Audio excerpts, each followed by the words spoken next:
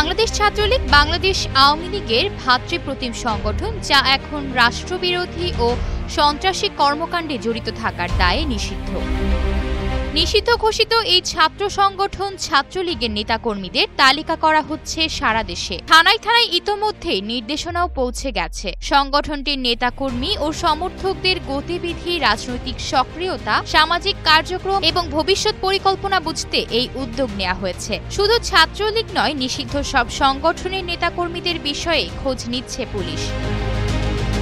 ৫ August Sheikh Hasina দেশ ছেড়ে পালানোর পর এবং নিষিদ্ধের পর ছাত্রলীগের নেতাকর্মীরা আত্মগোপনে আছেন। আত্মগোপনে থাকা ছাত্রলীগের নেতাকর্মীরা সারা দেশে আইন শৃঙ্খলা পরিস্থিতির অবনতি ঘটানোরও অপপ্রচেষ্টা চালাচ্ছে। দেশের পরিস্থিতির অবনতি করতে তারা সংগঠিত হওয়ার চেষ্টা করছে। থানায় পাঠানো চিঠিতে ছাত্রলীগের নেতার পূর্ণ নাম ও পরিচয়, জাতীয় পরিচয়পত্র নম্বর, পাসপোর্ট নম্বর, রাজনৈতিক পরিচয় ও সংগঠনে অবস্থান, অতীত ও বর্তমান কার্যক্রমের বিবরণ, জিডি বা মামলা থাকলে তার তথ্য জরুরি ভিত্তিতে দিতে বলা হয়েছে। পুলিশের ঊর্ধ্বতন কর্মকর্তারা বলছেন, যে কোনো নিষিদ্ধ সংগঠনের জন্যই এটি প্রযোজ্য। গত বছরের ৫ আগস্ট আওয়ামী লীগ সরকারের পতনের পর ছাত্রলীগের নেতাকর্মীরা আত্মগোপনে রয়েছেন, কয়েকজন গ্রেপ্তারও হয়েছেন। গত বছরের ২৩ অক্টোবর বাংলাদেশ ছাত্রলীগকে নিষিদ্ধ ঘোষণা করেছে অন্তর্বর্তী সরকার।